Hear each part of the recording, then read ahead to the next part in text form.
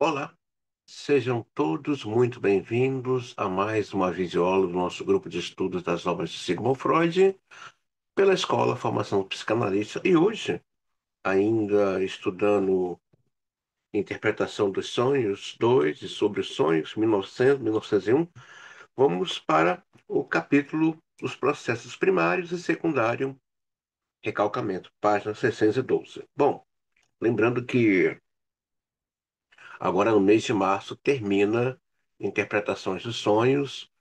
É, no dia 20 estaremos encerrando, né?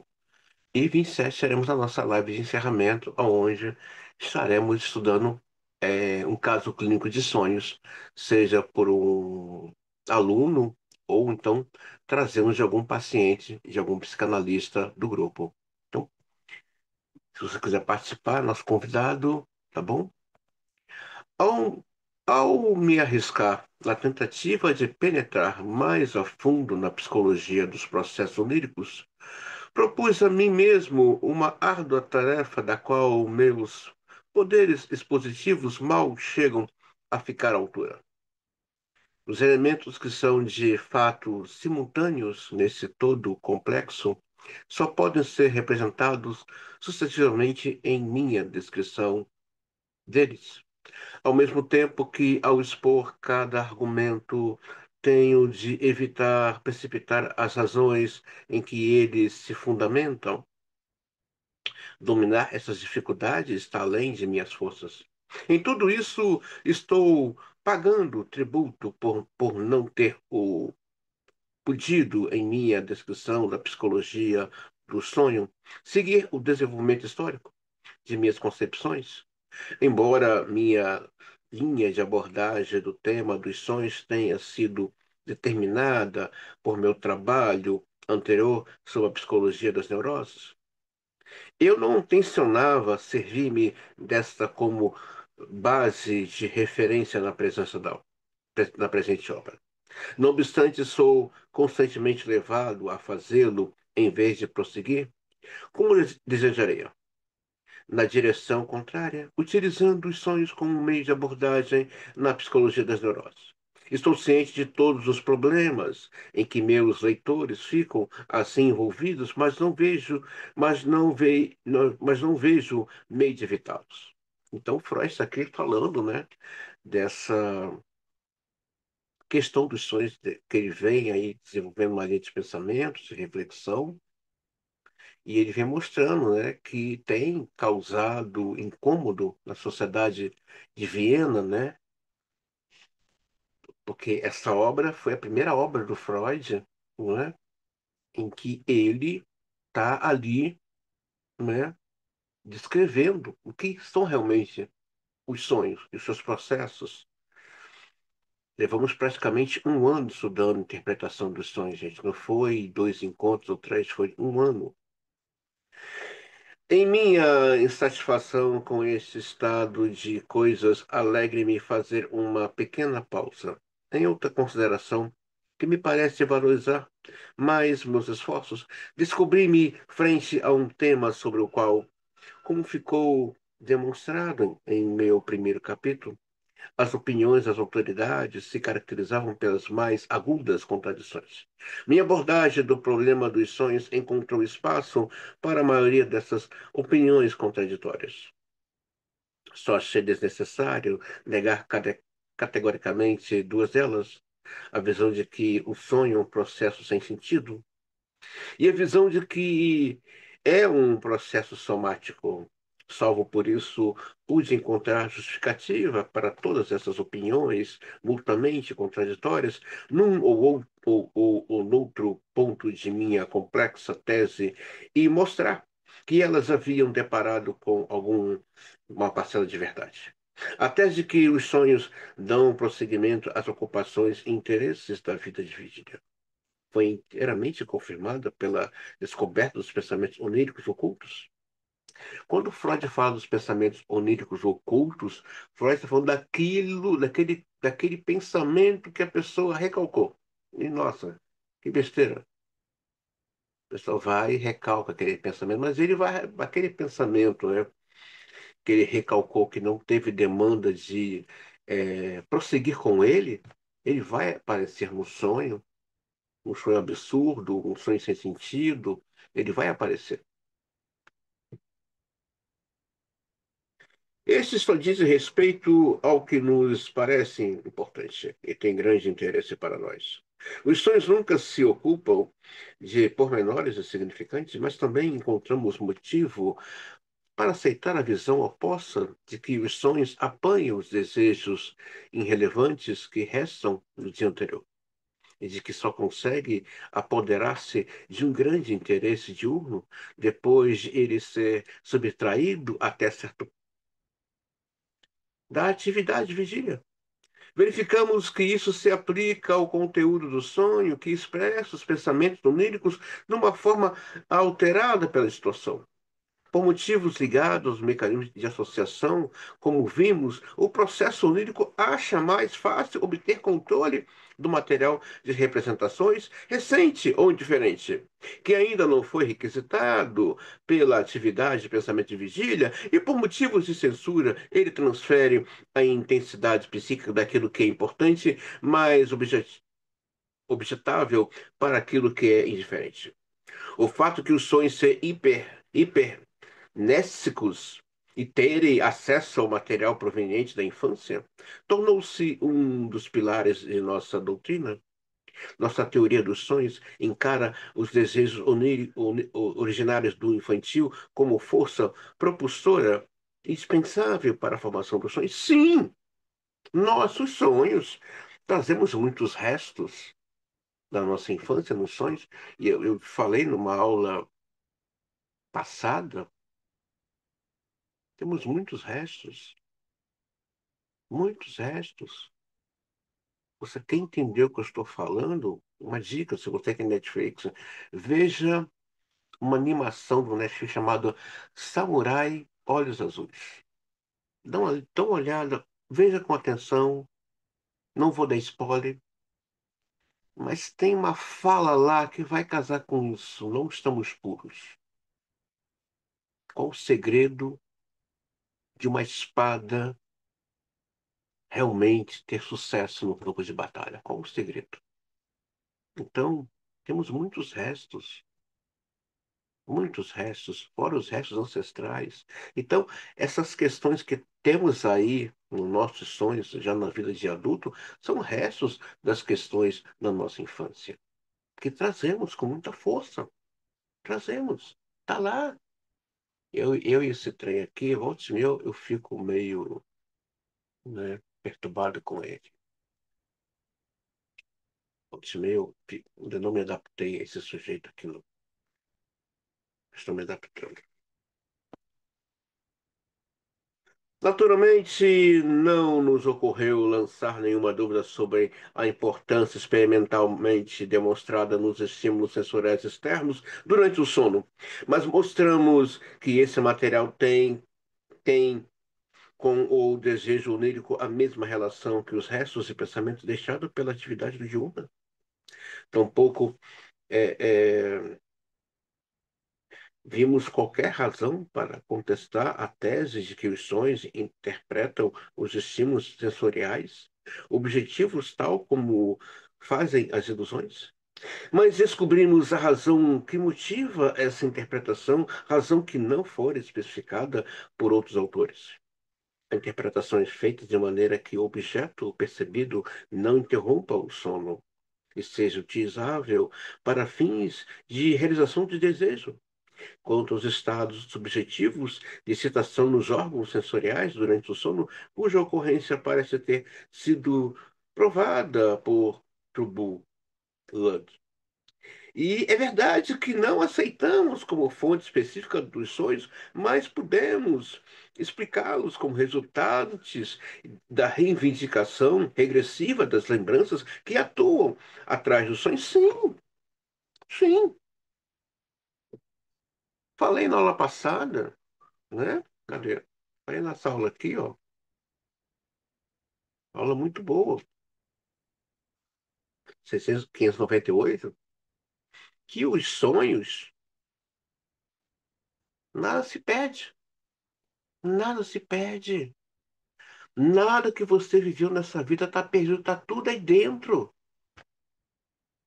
Tá tudo aí dentro, nada se perdeu. E tudo vai voltando, ou nos sonhos, ou nos atos falhos. Vai vindo, vai vindo. As sensações orgânicas internas que foram comumente tomadas como um ponto cardeal da explicação do sonho preservaram um lugar, embora mais modesto, em nossa teoria. Tais sensações, as sensações de cair, por exemplo, ou flutuar, ou estar inibido, fornece um material acessível a qualquer momento, do qual o trabalho do sonho se vale sempre que necessário para expressar os pensamentos oníricos.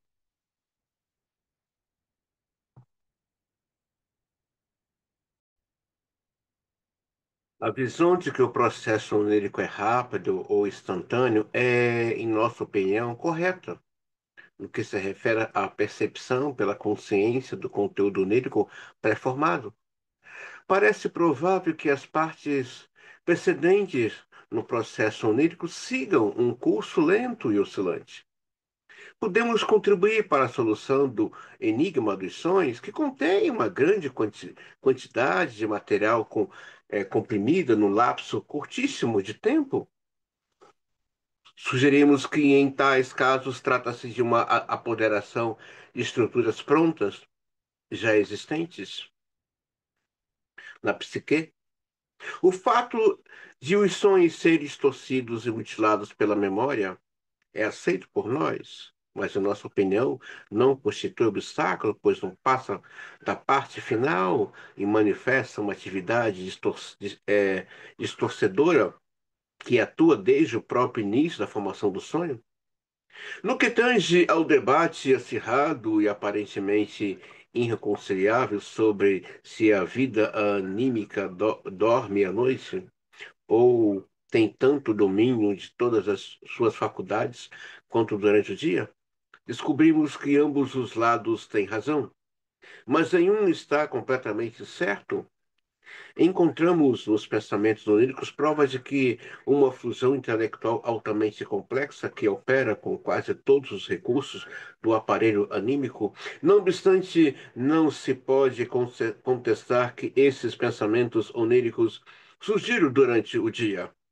E é imperativo presumir que existe na vida anímica um estado de sono. Portanto, mesmo a teoria do sono parcial mostrou seu valor, embora tenhamos descoberto que o que caracteriza o estado do sono não é a desintegração dos vínculos anímicos, mas o fato de que o sistema psíquico que detém o comando durante o dia se concentra no desejo de dormir. O fator do retraimento do mundo externo preserva sua importância em nosso esquema. Ele ajuda, embora não como determinante exclusivo, a possibilitar o caráter progressivo da representação dos sonhos, a renúncia ao direcionamento voluntário do fluxo de representações. É indiscutível, mas isso não priva a vida anímica de todo e qualquer objeto, pois vimos como depois de se terem abandonado as representações metas voluntárias ou as involuntárias aumentam o comando. Não fazemos simplesmente aceitar o caráter frouxo das ligações associativas dos sonhos, mas mostrou que ele se estende muito além do que se havia suspeitado. Descobrimos, contudo, que essas ligações frouxas são meros substitutos obrigatórios, outras que não, que são válidas e significativas. É bem verdade que descrevemos os sonhos como absurdos, mas os exemplos nos ensinam quão sensato pode ser o sonho, mesmo quando parece absurdo. O que o Freud está dizendo é o seguinte: o sonho tem vida própria, o sonho é inteligente. Sonhos absurdos, sonhos sem sentidos, sonhos desconexos, eles têm um objetivo. É uma via do inconsciente falar. É uma via de acesso ao inconsciente e é uma via do inconsciente falar. O inconsciente fala através dos sonhos, através dos atos falhos, através eh, das brincadeiras, que não existe brincadeira. Qualquer psicanalista, seja ele freudiano, bem roxo ou lacaniano, bem freudiano, sabe que não existe brincadeiras, existe sim uma verdade ali sendo colocada. É isso que existe. Uma verdade que vem no formato de uma brincadeira. Ou seja, algo do significante ali está falando, está ali. Vamos ver isso no próximo módulo, que é sobre a psicopatologia da vida cotidiana, né? Que é o volume 6. Nós iremos estudar isso com muito, com muito gosto, né? Então, os sonhos têm vida própria. Não temos divergência de opinião quanto às funções de serem atribuídas aos sonhos. Até que os sonhos agem como válvula de segurança da vida anímica e de que as palavras de Robert, toda sorte de coisas prejudiciais se tornam inofensivas por serem representadas no sonho, não apenas coincide exatamente com a nossa teoria da dupla realização de desejos provinda pelo sonho, mas como também a maneira como enunciada é mais inteligível para nós que para o próprio Robert. A visão de que a alma tem plena liberdade de ação em seu funcionamento nos sonhos é representada em nossa teoria pelo fato de atividade pré-consciente permitir que os sonhos sigam seu curso. Expressões como retorno da vida anímica nos sonhos a ponto de vista embrionário ou as palavras empregadas por Havelock para descrever os sonhos, um mundo arcaico de vastas emoções e pensamentos imperfeitos, parece-nos antecipações oportunas de nossas próprias assertivas de que participam da formação dos sonhos, modos primitivos de atividades que são suprimidas durante o dia. Podemos aceitar inteiramente como se fosse nosso o que escreveu Sully. Nossos sonhos são um meio de conservar essas personalidades sucessivas. Quando adormecidos, retornamos às antigas maneiras de ver e sentir as coisas, aos impulsos e atividades que nos dominaram no passado distante. Para nós, menos que para Delage, aquilo que foi suprimido tornou-se a força propulsora do sonho. Sim, sim. Quanto mais reprimimos as coisas, mais elas ganham força nesse recalcamento. Até para recalcar, Freud vai falar que tem desejo. Por isso que o Jung vai dizer: não existe inocente. Não existe inocentes. Jung vai dizer isso. Não existe inocentes. Já Lacan piora esse quadro, né? Lacan vai dizer: não, tem um covarde e tem o cúmplice dessa covardia.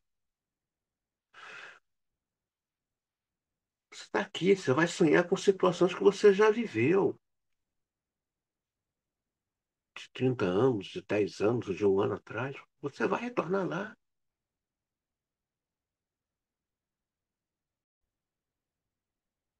Reconhecemos plenamente a importância do papel atribuído por Schreiner à fantasia onírica, bem como as interpretações desse autor, mas fomos obrigados a situá-las, por assim dizer, numa posição diferente dentro do problema. Não é que os sonhos criam a fantasia, mas antes, a atividade inconsciente da fantasia tem grande participação na formação dos pensamentos oníricos. Devemos a Schreiner a indicação da fonte dos pensamentos oníricos, mas quase tudo que ele atribui ao trabalho do sonho é realmente atribuível a atividade do inconsciente durante o dia, que é tanto a instigadora dos sonhos quanto dos sintomas neuróticos. Fomos obrigados a distinguir o trabalho do sonho como algo inteiramente diverso e com uma conotação muito mais estreita. Por fim, de modo algum abandonamos a relação existente entre os sonhos e os distúrbios psíquicos, mas estabelecemos-la como mais firmemente em novas bases. Desse modo, podemos encontrar em nossa estrutura lugar para mais vari- variedade e contraditórias descobertas de autores anteriores, graças ao ineditismo de nossa teoria dos sonhos, e que as combina, por assim dizer, numa unidade superior. Demos outro emprego a algumas dessas descobertas, mas poucas foram as que rejeitamos por completo. Não obstante, nosso edifício ainda não está terminado.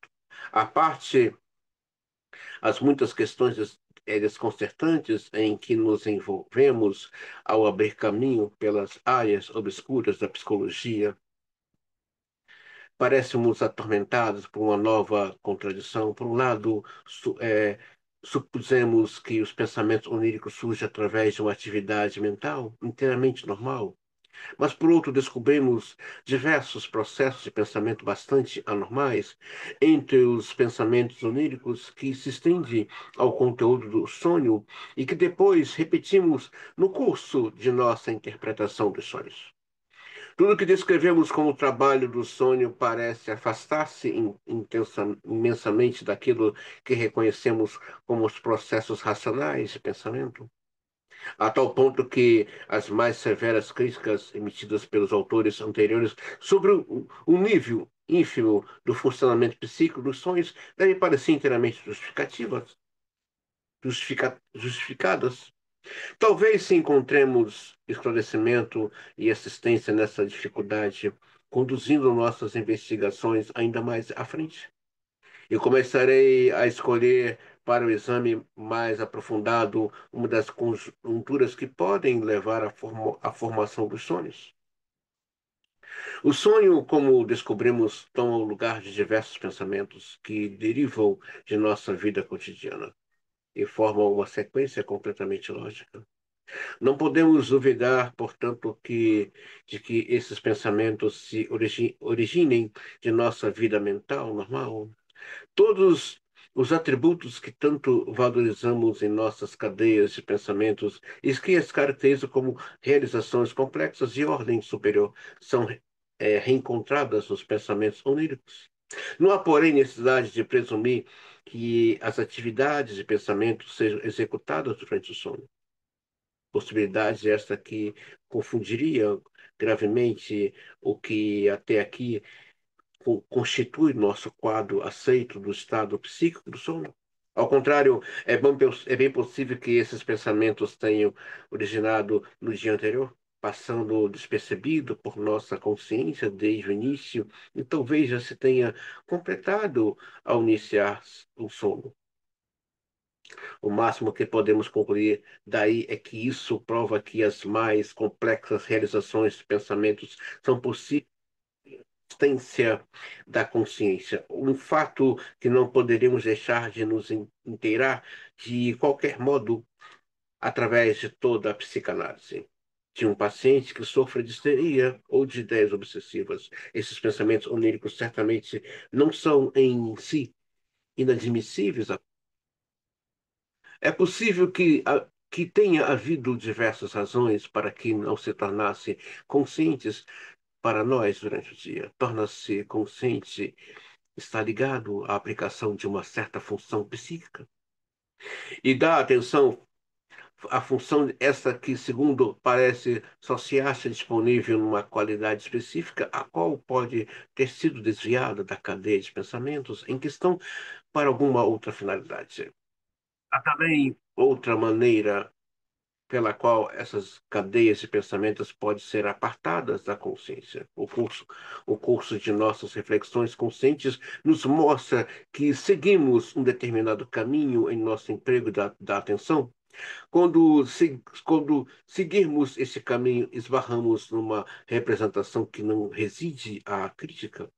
Nós o interrompemos, abandonamos a catexia da atenção. Ora, parece que toda a cadeia de pensamentos assim, iniciada e abandonada, pode continuar a se desenrolar sem que a atenção torne a voltar-se para ela, a menos que num outro ponto ela atinja um grau de intensidade particularmente elevado que exige atenção. Assim como a cadeia de pensamentos é inicialmente rejeitada, conscientemente, talvez, pelo julgamento de que é errada ou inútil para o fim intelectual imediato em vista, resultado pode ser que essa cadeia de pensamentos prossiga inobservada pela consciência até o início do sono. Opa! Freud está dizendo uma coisa aqui interessantíssima. Você começou um pensamento, você começou uma observação e de repente você abre mão dessa observação. Não parou para o inconsciente aquela observação. Aquilo. Oi, Fábio, tudo bem? Boa noite, André, tudo bem? Tudo? Estamos aqui. Estamos Então, aqui. o que o Freud está dizendo é aquela atenção que você estava dando a algo e que você daqui a pouco tirou a atenção daquilo, Freud vai dizer não para o inconsciente. Aquilo vai continuar sendo investido e vai reaparecer nos sonhos.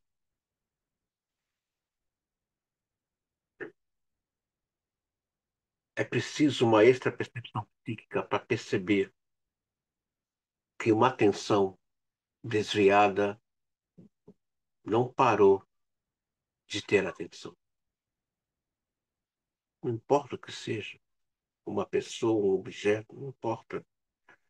É preciso ter uma extra percepção psíquica ou está muito causado, muito atravessado pela análise pessoal e pelo conhecimento teórico. Perceber que em determinado momento aquela atenção que não está sendo mais dada, ela continua sendo dada pelo inconsciente. É isso que Freud está falando. Esse sonho é de algo que você colocou uma certa atenção e de repente você tira o foco daquele lugar, ou de uma pessoa, ou de uma conversa, ou de um objeto, mas não para o inconsciente. Foi colocada ali uma certa gama de libido. Se tem libido ali, é óbvio que haverá a presença do inconsciente. Eu não sei por que eu sonhei com isso. Esse não sei para Lacan tem aí um saber. Esse saber é muito vasto. É preciso que esse analista tenha uma extra percepção psíquica para entender que esse inconsciente continuou investindo naquela atenção, ou naquele foco.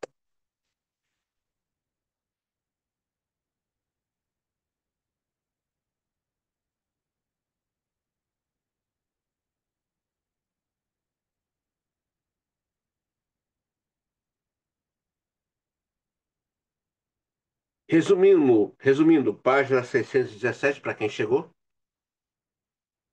chamamos de cadeia de pensamento como essa de pré-consciente. Encaramos-nos uma cadeia de pensamento como essa de pré-consciente, encaramos-lo como completamente irracional e acreditamos que possa ter sido simplesmente negligenciada ou interrompida e suprimida. Acrescentemos uma exposição clara de como visualizamos a ocorrência de uma cadeia de representações. Creio que partindo de uma representação meta, uma determinada quantidade de excitação que denominamos energia catexal, desloca-se pelas vias associativas selecionadas por aquela representação meta. A cadeia de pensamentos desprezada é aquela que não recebeu essa catexia. A cadeia de pensamento suprimida ou repudiada é aquela da qual essa catexia foi retirada. Em ambos os casos, elas ficam entregues às suas próprias excitações. Em certas condições, a cadeia de pensamentos catexada com uma meta é capaz de atrair para si a atenção da consciência. E nesse caso, por intermédio da consciência recebe uma hipercatexia, seremos obrigados dentro em pouco a explicar nossa visão da natureza e função da consciência. Uma cadeia de pensamentos assim é deslanchada no pré-consciente pode cessar espontaneamente ou persistir. Visualizamos o primeiro desses resultados como implicando que a energia ligada à cadeia de pensamento se difunde por todas as vias associativas que partem dela. Essa energia coloca toda a rede de pensamento em um estado de excitação que dura algum tempo e depois decai, à medida que a excitação em busca de descarga se vai transformando numa catexia a que sente. Quando sobrevém esse primeiro resultado, o processo não tem maior importância do que concerne a formação do sonho. Dentro do nosso pré-consciente, porém, espreitam outras representações meta, derivadas de fontes situadas em nosso inconsciente e de desejos que estão sempre em estados de alerta. Guardem isso. Todos os seus desejos que você não deu conta, ou que o sujeito não deu conta, tá lá, esperando a hora certa. O sujeito, mas como é que eu fiz isso? O que você queria fazer? Você queria fazer isso. Agora encontrou oportunidade para fazer. Eu não queria falar isso. Agora falou. Agora falou. Há muitos desejos ali, nesse inconsciente, reprimidos, recalcados, tá lá, esperando a hora certa de poder atuar. Há muitos desejos. Mas por que que eu fiz isso? Por que que eu falei? De onde veio esse impulso? Estava aí. Não tem nada de novo que o ser humano faça. E se esse analista volta a falar da importância de estar estudando, estar em análise, né? É um complemento, estão ali se casando. A importância desse aspirante ou desse analista está o tempo todo revendo as teorias psicanalíticas como um todo. Na análise, essas teorias vão ganhar vida. Ele vai perceber. De onde saiu essa fala? De onde veio esse impulso? Tava aí. Olha, vou ler de novo para vocês aqui. Vou ler de novo, tá? Olha aqui. É fantástico isso, né?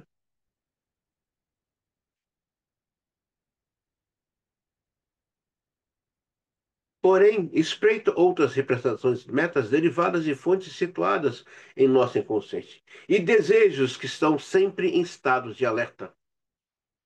Eles podem assumir o controle da excitação ligada ao grupo de pensamentos deixado para sua própria sorte, estabelecer uma ligação entre ele e um desejo inconsciente e transferir-lhe a energia que pertence a este último. Para quem chegou agora, página 618.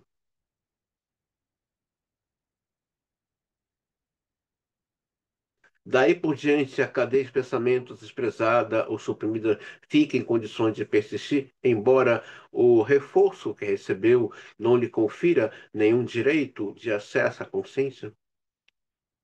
É não sei de onde está vendo esse pensamento, gente. Meu Deus, de onde está vendo essa ideia que tá insistindo aqui na minha cabeça, essa música que não sai, cara. Não sei, acordei com essa música hoje, não sei, acordei com essa fala, não sei, acordei com essa impressão. Ei, já estava aí. Para. Já estava aí essa música, essa impressão, essa fala.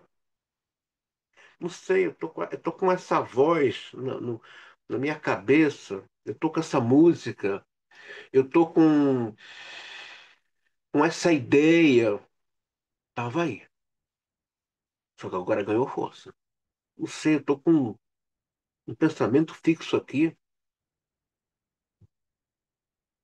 Esse não sei é um saber já.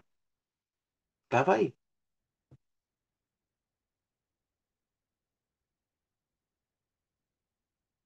Outras conjunturas podem conduzir, né? Aí podemos exprimir isso dizendo que a cadeia de pensamentos até então pré-consciente foi agora arrastada para o inconsciente.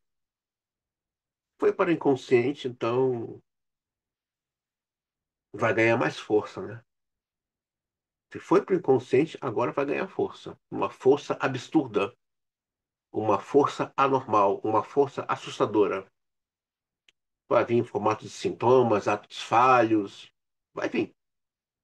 Se está lá, ganhou agora vida total. Que é a pulsão, seja ela de vida ou de morte, vai atuar naquilo que agora se encontra no inconsciente. Outras conjunturas podem conduzir à formação do sonho. É possível que a cadeia de pensamentos pré-consciente tenha estado ligada ao desejo inconsciente desde o início? Por essa razão, tenha sido repudiada pela catexia metadominante, ou então um desejo inconsciente pode ser ativado por outras razões, por causa procurar transferir para os restos psíquicos não catequizados pelo pré-consciente, sem que estes façam qualquer movimento para ir em seu encontro. Mas todos esses três casos têm o mesmo resultado final. Para existir o pré-consciente, uma cadeia de pensamentos desprovida de catexia pré-consciente, mas que recebeu, passa a existir no pré-consciente uma cadeia de pensamentos desprovida de catexia pré-consciente, mas que recebeu uma catexia do desejo inconsciente. A partir daí, a cadeia de pensamentos passa por uma série de transformações, já que não podemos reconhecer como processos psíquicos normais, e que levam a um resultado que nos desnorteiam, uma formação psicopatológica. Vamos enumerar e classificar esses processos. Primeiro, as intensidades das representações individuais tornam-se passíveis de uma descarga e passam de uma representação para outra, de modo que se formam certas representações dotadas de grande intensidade. E uma vez que esse processo se repete várias vezes, a intensidade de toda uma cadeia de pensamentos pode acabar por concentrar-se no único elemento de representação. Temos aí o fato da compreensão ou condensação que nos tornou conhecida no trabalho do sonho. É ela a principal responsável pela impressão desconcertante que os sonhos causam em nós, pois não conhecemos nada que lhe seja análogo na vida anímica normal e acessível à consciência. Também na vida anímica normal encontram-se representações que, como ponto nodais ou resultados finais de cadeias inteiras de pensamento, possuem um alto grau de significação psíquicas. Mas essa significação não se expressa em nenhum aspecto sensorial. Óbvio, para a percepção interna, sua representação perceptiva não é mais intensa, em nenhum aspecto por causa da sua significação psíquica. No processo de condensação, por outro lado, toda a interligação psíquica se transforma numa identificação de seu conteúdo de representações. É o mesmo que acontece quando, ao preparar um livro para publicação, faço com que alguma palavra de importância especial para a compreensão do texto seja impressa em tipo é, espancejado ou negrito, ou quando, ao falar, pronuncio essa mesma palavra em voz alta, lentamente e com ênfase especial.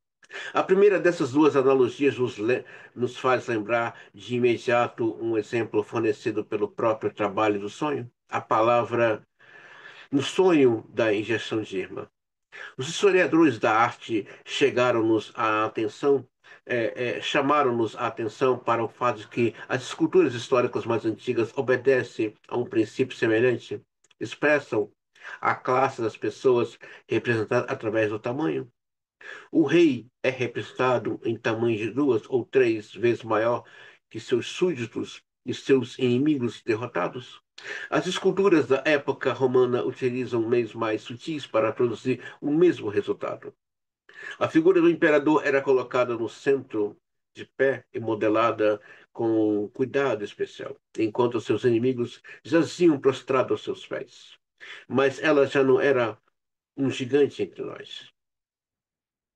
A reverência com que os subalternos ainda hoje saudam seus superiores são um eco desse mesmo antigo princípio de representação.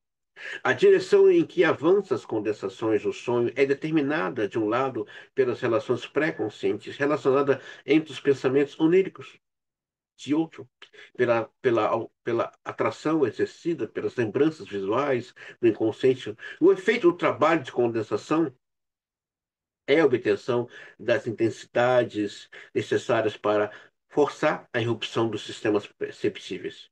Graças também à liberdade com que intensidades são transferíveis, formam-se representações intermediárias, semelhantes e a compromissos sob a influência da condensação.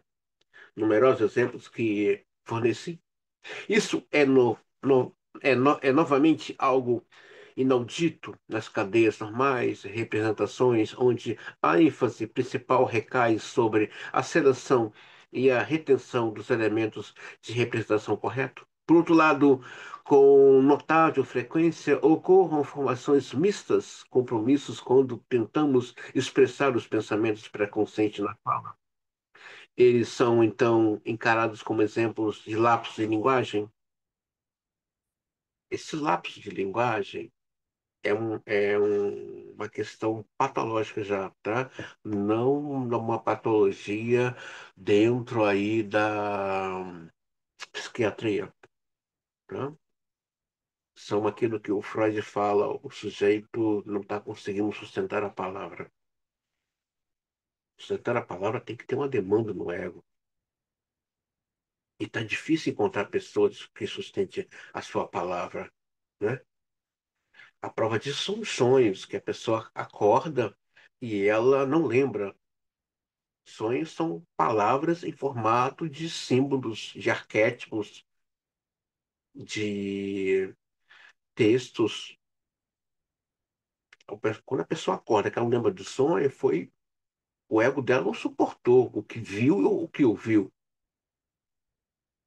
Então, o ato falho é a palavra que o sujeito está dando conta. É o desejo que o sujeito não está conseguindo sustentar. O lapso de palavras, né? Ou então o lapso na hora de escrever um texto, a pessoa escreveu uma palavra, sai outra palavra, está falando que esse ego não está dando conta dessa palavra. Sustentar a palavra, como diz o Lacan, tem que ter ego. Tem que ter ego. Não é fácil sustentar a palavra. A palavra em si ela tem peso. Então o Lacan divide, né? O sujeito de palavra cheia, aquele que sustenta a palavra, o sujeito de palavra vazia, que fala uma coisa, ah, dá uma desavisado. Oi, Isabela. Ela chegou, abriu, fechou, né? Nossa, coisa legal. Ela chega, abre a janela e fecha. Tipo assim, não quero ver seu rosto. Nossa, que coisa. Tava aparecendo várias notificações aqui, eu tava lendo. Ah, só Uhum. você fala, gente, eu tô em Boa aula. noite, pessoal. Tô em aula, tá? Só você falar assim para as pessoas, entendeu? Hum, Tá bom? Então, é isso que o Freud está falando aqui, esse lapso de palavras. É difícil sustentar? É difícil sustentar a palavra. Tem que ter demanda. Tem que ter demanda. Alguém quer tirar alguma dúvida?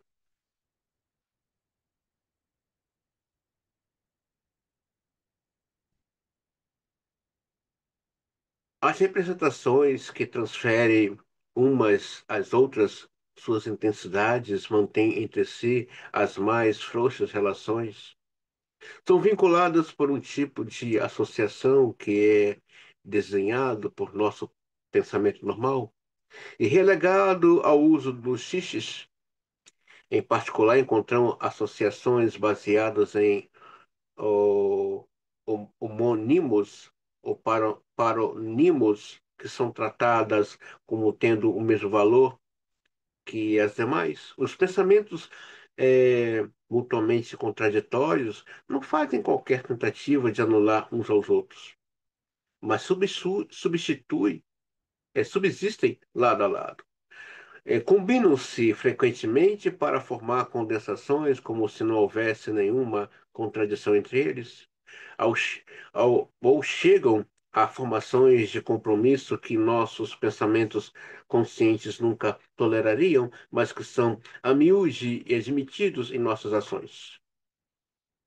Estes são dos mais notáveis dentre os processos anormais a que os pensamentos oníricos, antes formados em bases racionais, são submetidos no decurso do trabalho do sonho. Veremos que a principal característica desses processos é que toda a ênfase recai em tornar móvel e passível de descarga a energia catequizante, o conteúdo e o significado intrínseco dos elementos psíquicos que se ligam às catequias tratados como coisas de importância secundária. Poder-se supor que a condensação e a formação do compromisso só se dão para facilitar a regressão, isto é, quando se trata de transformar pensamentos em imagens. Todavia, a análise é mais ainda a síntese dos sonhos, que não envolve essa regressão a imagens, como, por exemplo, o sonho de Dasker. Já falei para você que a palavra Dasker, né, é uma palavra grega, né, Didáskalos. Didáskalos quer dizer mestre, né? Isso vocês vão encontrar no Dicionário Internacional de Teologia do Novo Testamento, né? São 2 volumes a trabalhar com os textos gregos antigos, clássicos, né? Didásculos,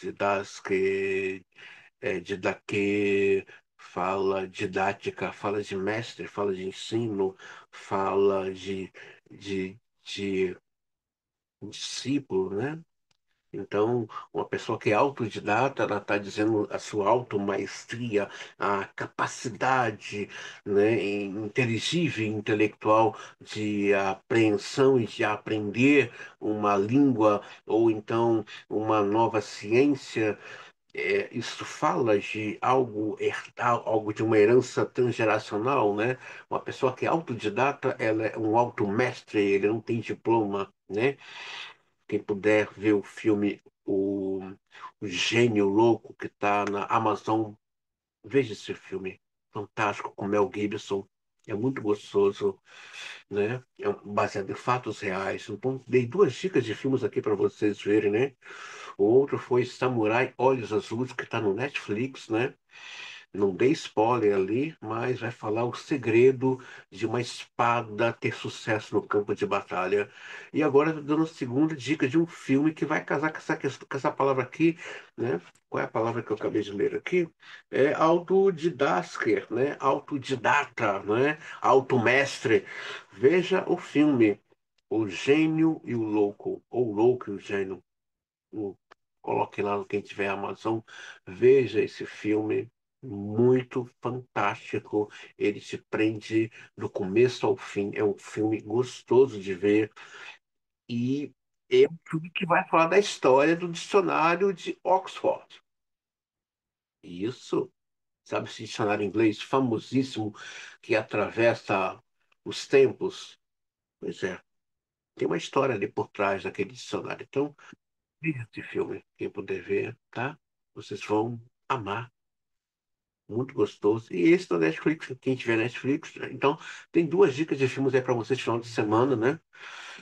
Eu estou pensando aqui em reelaborar as nossas próximas atividades da escola, né? Não sei, colocar filmes para o pessoal discutir, escrever pequenos artigos, né?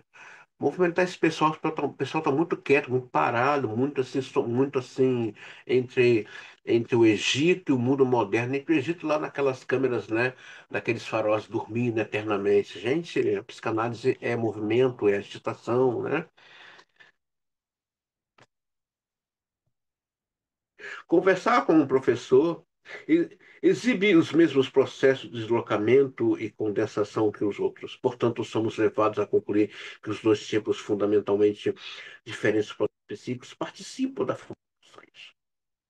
Um deles produz pensamentos oníricos perfeitamente racionais, com a mesma validade que o pensamento normal. Já outro trata esses pensamentos de um modo que é excepcionalmente desconcertante, irracional. Já no capítulo 6 distinguimos esse segundo processo psíquico como sendo um trabalho do sonho propriamente dito, que, que esclarecemos, podemos agora oferecer sobre a sua origem. Não nos seria possível responder a essa pergunta se não houvéssemos feito algum progresso no estudo da psicologia das neuroses, especialmente da histeria. Dela depreendemos que os mesmos processos psíquicos irracionais e outros que não especificamos regem a produção dos sintomas histéricos. Sim, tudo que vem da histérica é irracional. Você quer entender de histérica? Lê os primeiros volumes da obra do Freud. Publicações pré-psicanalíticas dos Bolsos Inéditos, 1886 a 1889.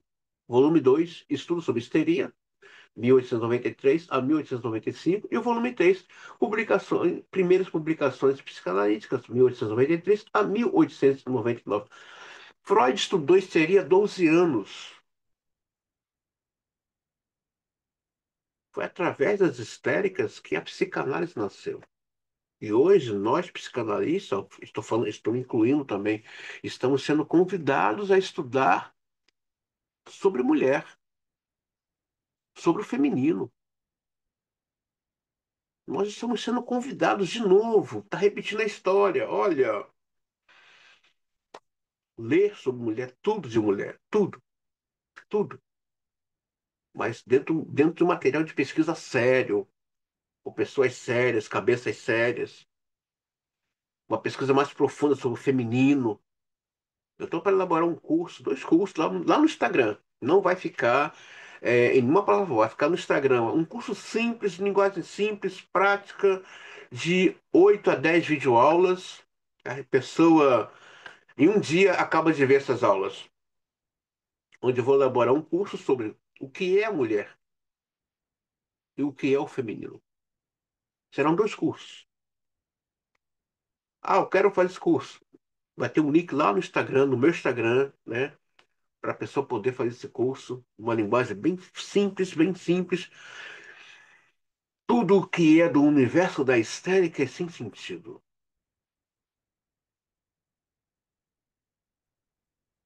Você tem que ter um jogo de cintura psíquico muito grande para lidar com uma pessoa que tem essa estrutura em nível altíssimo.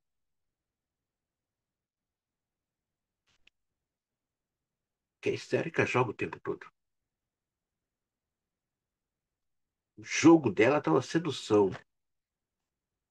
Ela não consegue dar uma relação sem sedução.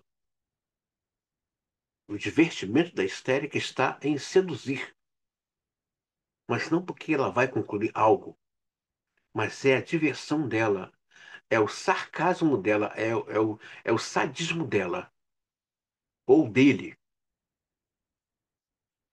É preciso você estar muito bem resolvido com as suas questões de ordem de pena para saber lidar com o jogo de sedução da histérica ou da pessoa portadora dessa estrutura. O objetivo é único: brincar com os sentimentos e magoá-las. Essa é a diversão da histérica. Tem uma questão ali de uma pegada perversa.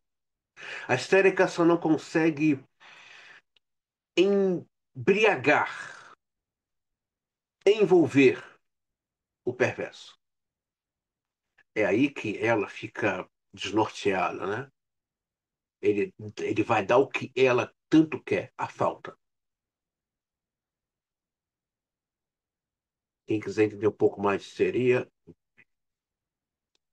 o vídeo que eu coloquei no grupo dos fundamentos sobre histerias. Está resumido, mas posso colocar ali algumas temáticas sobre histeria. Então, é muito sério o que eu estou falando aqui. A histérica não faz amizade com alguém sem seduzir essa pessoa. E a pessoa pensa que ela é amiga dela. Não, ela está seduzindo a pessoa para tentar manipular. Ela não consegue desenvolver uma amizade pelos âmbitos do afeto. Ela não consegue fazer isso. Porque afeto para a histérica sai muito caro. Então ela prefere ir pela via da sedução. E a pessoa pensa, não, fulano é minha amiga ou meu amigo. Não, não é. Não é.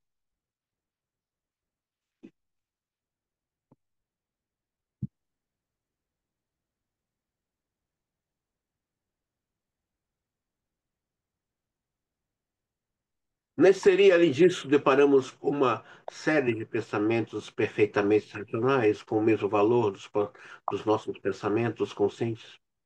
A princípio, no entanto, nada sabemos sobre a existência dessa forma e só podemos reconstruí-lo posteriormente, quando eles se impõem à nossa atenção em determinado ponto. Descobrimos pela análise do sintoma produzido que esses pensamentos normais foram submetidos a um tratamento anormal, foram transformados no sintoma por meio da condensação e da formação do compromisso através de associações superficiais e de descaso pelas contradições e também, possivelmente, pela via da regressão. Em vista da completa identidade entre os aspectos característicos do trabalho do sonho e das atividades psíquicas que desbocam nos sintomas psiconeuróticos, sentimos-nos autorizados a transpor para os sonhos e as conclusões que fomos levados pela histeria. Por conseguinte, tomamos da teoria da histeria a seguinte tese: uma cadeia de pensamento normal só é submetida a esse tratamento psíquico anormal que vimos escrevendo quando o desejo inconsciente derivado da infância em estado de recalcamento se transfere para ela. Segundo, Segundo essa tese, construímos nossa teoria dos sonhos sobre o pressuposto de que o desejo onírico se fornece à força impulsora, provém invariavelmente do inconsciente. Esse pressuposto, como eu mesmo estou pronto a admitir, não pode ser genericamente comprovado, embora tampouco possa refutá-lo. Entretanto, para explicar o que se pretende dizer com recalcamento, termo que já jogamos tantas vezes, é necessário avançar mais uma etapa na construção de nosso arcabouço psicológico. Já exploramos a ficção de um aparelho psíquico primitivo, cujas atividades são reguladas pelo esforço de evitar um acúmulo de excitação e de se manter, tanto quanto possível, sem excitação. Por isso, ele foi construído segundo o esquema de um aparelho reflexo. A utilidade que, em primeiro lugar, em meios de promover alterações internas no corpo, está na sua disposição como via de descarga. Discutimos depois as consequências psíquicas de uma vivência de satisfação. E a isso já podemos acrescentar uma segunda hipótese, no sentido que o acúmulo de excitação arrecatado de diversas maneiras de que não precisamos ocupar-nos é vivido como desprazer e coloca o aparelho em ação com vistas a repetir a vivência de satisfação que envolveu um decréscimo de excitação e foi sentida como prazer. A esse tipo de corrente no interior do aparelho, partindo do desprazer e apontando para o prazer, demos o nome de desejo. Afirmamos que só o desejo é capaz de pôr o aparelho em movimento e que o curso da excitação dentro dele. Gente, Olha aqui. Quem estiver na página 620, olha que coisa maravilhosa. Vou ler de novo. Página 622. Tá todo mundo me acompanhando direito? Direito? Tá me ouvindo perfeitamente, gente? Opa, sim, André.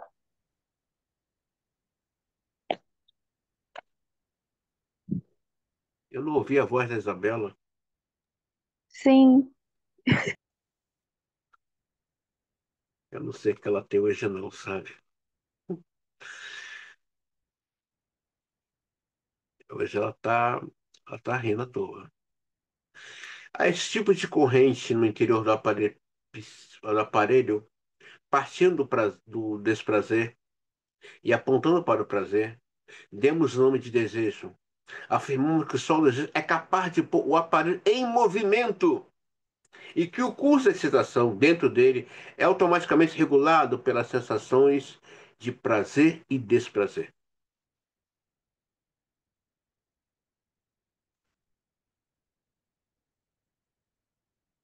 O que faz o sujeito se movimentar é o desejo. É aqui que o analista vai trabalhar com esse paciente. O que faz você estar aqui nessa aula é desejo, com uma série de outras questões, transferência, libido, tesão, aposta. Mas tem uma mola propulsora que traz você aqui. É o desejo. E esse desejo que põe o sujeito em movimento, juntamente com a pulsão de vida, com a pulsão de morte.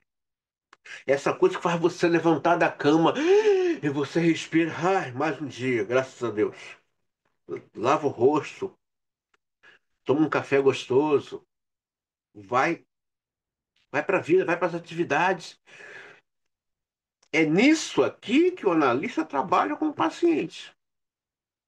Nesse lugar que muitas vezes ele faz sofrer e que esse desejo faz ele sair desse lugar e ir para um lugar de vida. É aqui. Olha aqui, coisa linda, olha que coisa linda. Olha, olha, né? Afirmamos que só é capaz de pôr o aparelho em movimento. Faz o aparelho psíquico se movimentar, é o desejo. É nisso aqui que a gente se prende. Vamos colocar esse sujeito em movimento. Vamos colocar esse sujeito para viver. Mas para isso, é preciso estar aí, antenado com esse discurso. Está conectado a cada fala, a cada vírgula, a cada suspiro, a cada fantasia, a cada ato falho. Tem que estar ali, olha. Vai falando. Colocar em movimento. Eu não sei o que estou fazendo nesse mundo. Deixa ele falar, deixa ele chorar.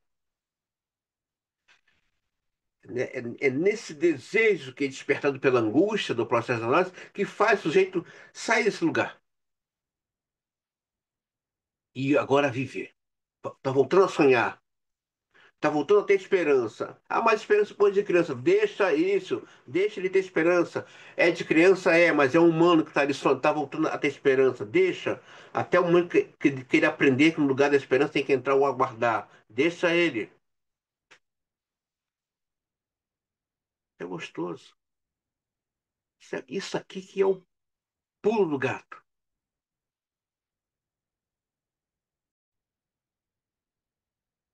O primeiro desejar parece ter consistido numa caracterização alucinatória da lembrança da satisfação. Essas alucinações, contudo, não podendo ser mantidas até o esgotamento, mostram-se insuficientes para promover a cessão da necessidade ou, por conseguinte, o prazer ligado à satisfação. Tornou-se necessária uma segunda atividade ou uma nossa terminologia, atividade de um segundo sistema, que não permitisse a catexia minêmica avançar até a percepção e desde aí ligar as forças psíquicas, mas que Desviar-se a excitação surgida da necessidade por uma via indireta que, em última análise, através do movimento voluntário, alterasse o mundo externo de tal maneira que tornasse possível chegar a uma percepção real do objeto de satisfação.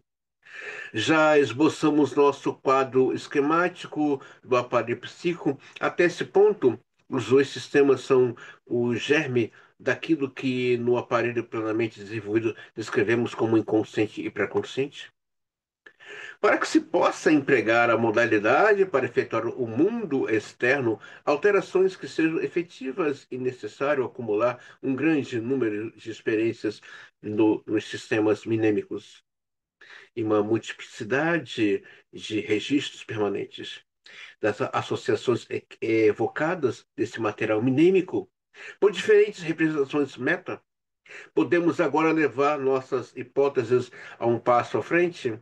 A atividade desse segundo sistema explora constantemente o terreno e alterna o envio de catequias com retiradas delas. Precisa, por um lado, dispor livremente da totalidade do material minêmico, mas, por outro, seria um gasto desnecessário de energia se ela se enviasse grandes quantidades de catequia pelas diversas vias de pensamentos. E assim, se fizesse escoar-se sem nenhuma finalidade útil, e diminuísse a quantidade disponível para alterar o mundo externo. Dessa maneira, postulo que, em prol da eficiência, o segundo sistema logra conservar a maior parte de suas catequias de energia em estado de quiescência e empregar apenas uma pequena parte do deslocamento. A mecânica desse processo é me inteiramente desconhecida. Quem desejasse levar essas ideias a sério teria de procurar analogias físicas para elas e descobrir um meio de visualizar os movimentos que acompanham a excitação neuronal. Insisto tão somente na ideia de que a atividade do primeiro sistema está orientada para garantir a livre descarga as quantidades de citação, enquanto o segundo sistema, por meio de catexias, que dele emanam, consegue inibir essa descarga e transformar a catexia numa catexia que sente, sem dúvida, com uma elevação simultânea de seu nível. Presumo, portanto, que, sob domínio do segundo sistema, a descarga de excitação seja regida por condições mecânicas muito diferentes das que vigoram sob o domínio do primeiro sistema. Depois que o segundo sistema conclui sua atividade exploratória de pensamento, ele suspende a inibição e o representamento das excitações e lhes permite serem descarregadas no movimento. Opa.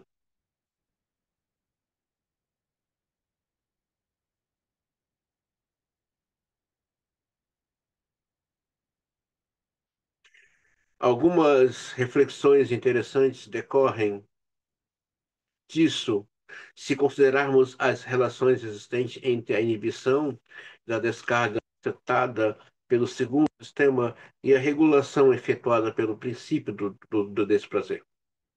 Examinaremos a antítese da vivência primeira, satisfação, ou seja, a vivência de pavor frente a algo externo. Suponhamos que inicia no aparelho primitivo um estímulo perceptivo que seja fonte de excitação dolorosa. Sobrevêm, então, manifestações motoras descoordenadas, até que uma delas faz com que o aparelho se retraia da percepção e, ao mesmo tempo, da dor.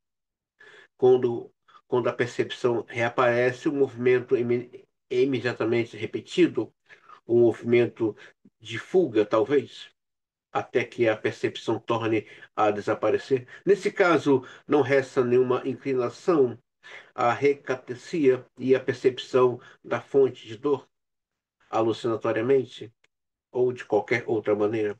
Pelo contrário, haverá no aparelho primitivo uma inclinação a abandonar imediatamente a imagem minêmica aflitiva. caso algo venha a revivê-la, pela razão mesma de que sua excitação transbordasse até a percepção, provocaria o desprazer, ou mais, precisamente começaria a provocá-lo. A evitação da lembrança que não passa de uma repetição da fuga anterior frente à percepção é também facilitada pelo fato de que a lembrança, diversamente da percepção, não possui qualidade suficiente para excitar a consciência e assim atrair para si uma nova catexia. Essa evitação de lembrança de qualquer coisa que um dia foi aflitiva, feita sem esforço, e que a regularidade pelo processo psíquico fornece o protótipo do primeiro exemplo do recalcamento psíquico.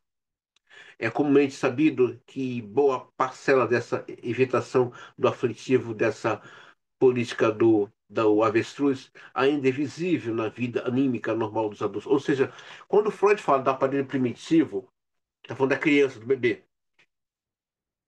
Aquilo que lhe provocava desprazer como defecar para a criança é horrível, né? Estacar a fraldinha molhada de xixi, para ela é horrível. São sensações que ela percebe, que ela quer evitar essa percepção e que está lhe causando desconforto. Mas isso são marcas que ficam ali impregnadas nesse inconsciente. E que na vida adulta o sujeito vai ter sonhos desconfortantes, sonhos embaraçosos, e que ele não vai saber nomear de onde está vindo esse sonho. São de experiências vividas na sua infância. E que aquele bebê queria se livrar daquele desprazer. Mas já está ali marcado e demarcado. Isso vai aparecer nos sonhos. Tive um sonho horrível. Sonhei que eu estava numa poça de fezes, ou que estava preso numa privada. Sonho nada mais é que um sonho primitivo. Do bebê que está ali, né, com a fraldinha encharcada de fezes. Ele quer se livrar daquelas fezes, que está sendo desconfortante para ele. Ele vai, talvez, na vida adulta, sonhar que ele está preso numa privada, que as fezes estão sujando ele. É isso que o Freud está falando. Esses sonhos voltam, mas com outro formato. Alguém quer falar alguma coisa? Tirar uma dúvida? Não? Em consequência do princípio do desprazer, portanto, o primeiro sistema é totalmente incapaz de introduzir qualquer coisa desagradável no contexto de seus pensamentos. Ele não pode fazer nada se não desejar. Se as coisas permanecessem nesse ponto, a atividade de pensamento do segundo sistema seria obstruída, já que ela requer livre acesso a todas as lembranças depositadas pela experiência. Apresenta-se, então, duas possibilidades ou atividades do segundo sistema.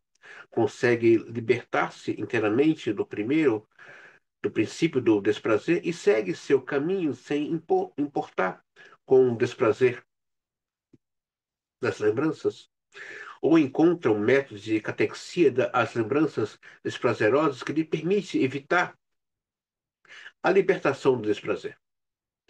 Podemos destacar a primeira dessas possibilidades, pois o princípio do desprazer regula claramente o curso da excitação tanto do segundo sistema quanto do primeiro. Consequentemente, resta-nos a possibilidade de que o segundo sistema é, catequize as lembranças de tal maneira que haja uma inibição da descarga a partir delas, incluindo, portanto, uma inibição da descarga. Comprovável a de uma inervação motora em direção ao desenvolvimento do desprazer. Assim, fomos levados partindo de duas direções. A hipótese que a catexia pelo segundo sistema implica uma inibição simultânea da descarga de excitação. Fomos levados a ela por considerar o princípio do desprazer e também como assinalado como penúltimo pelo princípio do dispêndio mínimo de intervenção. Retenhamos isso firmemente, pois é a chave de toda a teoria do recalque. O segundo sistema só pode catequizar uma representação se estiver em condições de inibir o desenvolvimento do desprazer, que provenha dela. Qualquer coisa que pudesse fugir a essa inibição seria inaceitável tanto ao segundo sistema quanto ao primeiro, pois seria prontamente abandonada em obediência ao princípio do desprazer. A inibição do desprazer, contudo, não parecia ser completa. O início dele tem de ser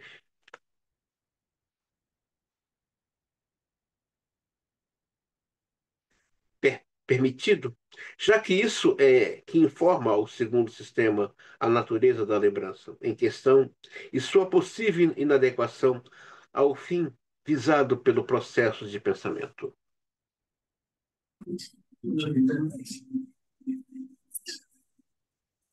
Quem foi que chegou aí?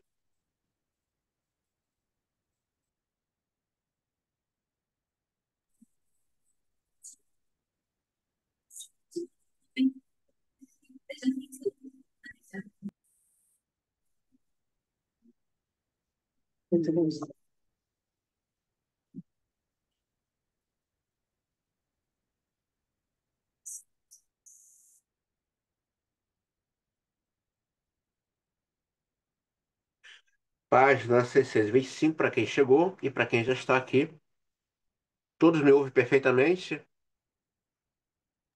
Perfeitamente, André. Oi, Fábio. Perfeitamente. Esse negócio vermelho, Quem está falando? tá vendo? Não A sei. Isabela Santana está em dois grupos, tem duas janelas? Não, uma só. Tem uma Isa que agora acabou de chegar, não sei quem é, e não se pronunciou. Também não sei quem é, não.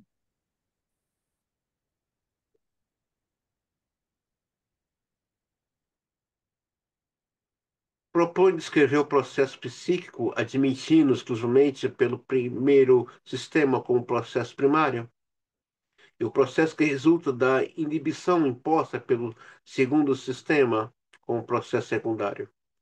Há mais uma razão pela qual, como posso demonstrar, o segundo sistema é obrigada a corrigir o processo primário. O processo primário esforça-se por promover uma descarga de excitação, a fim de que, com a ajuda da quantidade de excitação a ser acumulada,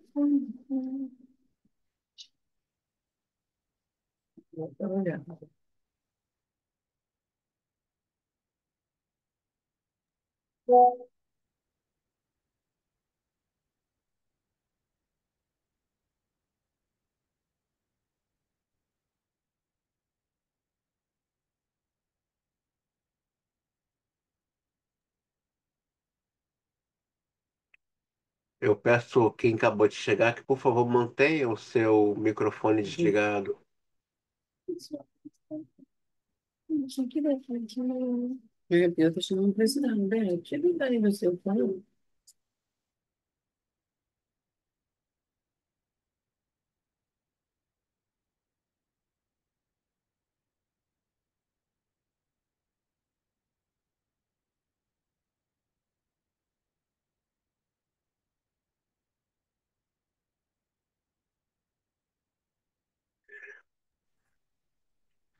O processo,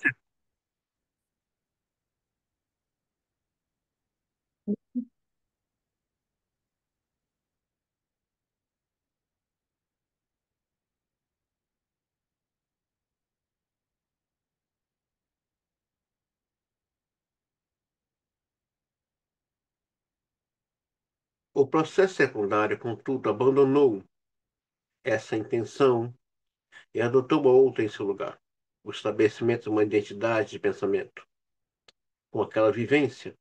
O pensar como um todo não passa de uma via indireta que vai da lembrança de uma satisfação, lembrança esta adotada como representação meta, até uma catexia idêntica da mesma lembrança que se espera atingir mais uma vez por intermédio das experiências motoras. O pensar tem que se interessar pelas vias de ligação entre as representações, sem se deixar extraviar pelas intensidades dessas representações. Mas é óbvio que as condensações de representações e as formações intermediárias e de compromisso devem obstruir a consecução da identidade buscada, uma vez que substitui uma representação por outra. Elas provocam um desvio no caminho que partiria da primeira representação. Tais processos, portanto, são escrupulosamente evitados no pensamento secundário. É fácil perceber também que o princípio do desprazer, que em outros aspectos fornece ao processo de pensamento os seus mais importantes indicadores, suscita-lhe dificuldades no estabelecimento de uma identidade de pensamento. Por conseguinte, o pensar tem divisar a si liberdade cada vez mais da regulação exclusiva do princípio do desprazer e a restringir o desenvolvimento do afeto na atividade do pensamento ao mínimo exigido para que ele atue como sinal. Ou seja, entre o afeto, vai entrar movimento. Entre o afeto, vai ganhar vida. Por que o dinheiro existe? Tem libido, tem tesão ali. Por isso que ele tem vida própria. E tem afeto. Quem é que não gosta de dinheiro? Quem não gosta de dinheiro? Né? Enfim, aquele pensamento que vai reaparecer no sonho, seja de origem infantil ou de uma vida, da vida adulta agora, ele tem que ter uma base ali de afeto, mesmo que seja é, algo desprazeroso. Teve ali afeto, ele vai ganhar vida, ele vai ganhar foco. Então ele vai ganhar uma representação nos sonhos, de novo. Seja de origem infantil, que temos muitos restos da infância em nós, muitos restos, restos esses que não lembramos, mas que estão recalcados, mas que eles reaparecem nos sonhos, reaparecem os atos falhos, tipo, sei lá, falei uma besteira aqui agora, tive um movimento de uma criança, restos infantis. Não tem como eliminar a sua infância, ela está aí dentro. Nada se perdeu desde o útero até o momento em que você começou a engatinhar, a brincar, ou então a encontrar brincadeira naquilo que não tinha sentido, como brincar com uma lata, brincar com o sapato do seu pai, ou brincar com formiga. Para a criança aquilo é divertido. Tem uma questão ali de criatividade. Os pais que não conseguem ver ali uma arte, é uma arte ali. Brincar com terra, com lama, brincar na chuva. é, Se jogar na chuva em rua cheia de barro, essas marcas estão aí dentro, não se perderam. Elas vão ganhar vida nos sonhos. Volta. Ou então no ato falho, né? Uma fala, uma brincadeira, a pessoa, nossa, parece criança, mas é criança. São os restos da criança dele. E qual o problema? Quando você entende isso, você se permite com muita naturalidade. Eu mesmo. Eu tenho meus brinquedinhos de Star Wars. E aí? Eu brinco. André, que é isso? Homem de 50, eu brinco. Quando estou sozinho, quando não estou lendo. Quando estou fazendo pesquisa. Quando não estou atendendo. Quando estou envolvido em algum outro projeto ligado à minha pessoa ou da própria escola, que hoje eu estou vivendo dois projetos. O projeto do André é o projeto que diz respeito ao André, mas que é a escola. Eu brinco sozinho. Há pouco tempo agora, uma amiga, foi no mês de janeiro, me presenteou com um carrinho de brinquedo. Me presenteou. Eu brinco, gente. Qual o problema? Que isso? O nosso professor brinca de carrinho, brinco. Quando eu tô sozinho, vou lá, pipim. Eu tenho o Batmóvel pequenininho, tenho a nave do Star Wars. Para vocês terem uma ideia, eu tenho o PlayStation 1 ainda. Eu não me adaptei ao 2. Eu tenho medalha de honra um e 2 do PlayStation. Só jogo ali, sozinho, comigo mesmo. Agora descobri que eu posso jogar o PlayStation 1 diretamente na televisão com um aplicativo. Então, são restos da minha criança. E quando você lida com isso com naturalidade, ou quando você sonha com essas coisas, ou quando você é, tem um ato falho, a pessoa fala, nossa, parece uma criança. Você, quando você está a par desse conhecimento, você consegue nomear, as coisas ficam muito mais leves, muito mais tranquilas. Não existe isso. Oh, ele é intelectual, ele é sério, ele. Não, nossa, é muito peso. Claro, eu sou uma pessoa séria, levo certas coisas muito a sério, tem coisas que me deixam muito irritado, ainda mais quando se trata de psicanálise e vidas humanas dentro do set analítico, tem coisas que me deixam irritado, mas tem coisas que eu me permito, como ver um desenho animado infantil do Tom e Jerry, o Pica-Pau, ou então ver desenhos intelectuais, são restos da sua infância. Elas ganham vida nos sonhos e ganham vida também nos atos falhos. Não é esse, porém, o hiato na eficácia funcional do nosso aparelho anímico que possibilita aos pensamentos que apresentam como produto da atividade de pensamento secundária ficarem sujeitos aos processos psíquicos primários. Pois essa é a fórmula com que agora podemos descrever a atividade que conduz aos sonhos e aos sintomas histéricos. A eficiência provém da convergência de dois fatores derivados da nossa história evolutiva. Um desses fatores é inteiramente imputável ao aparelho anímico e tem influência decisiva na nossa relação dos dois sistemas, enquanto o outro se faz sentir em grau variável. Introduz na vida anímica forças pulsionais de origem orgânica. Ambos se originaram na infância e constitui um precipitado das modificações sofridas por nosso organismo anímico e somático desde a infância. Quando descrevi como primário dos processos psíquicos que ocorrem no aparelho anímico, o que tinha em mente não era apenas considerações sobre a importância relativa e eficácia. Pretendi também escolher um nome que desse uma indicação à sua prioridade cronológica. É verdade que até onde sabemos não existe nenhum aparelho psíquico que possua apenas um processo primário.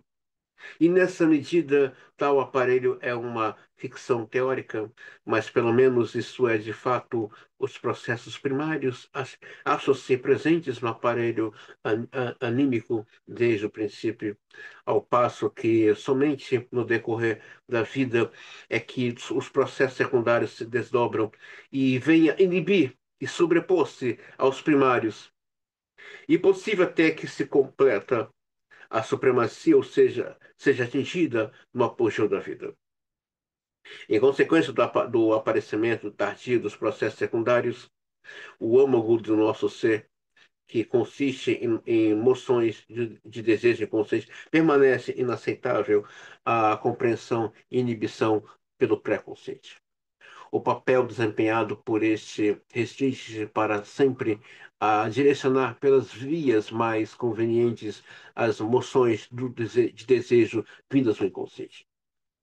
Esses desejos inconscientes exercem uma força compulsiva sobre todas as tendências anímicas posteriores.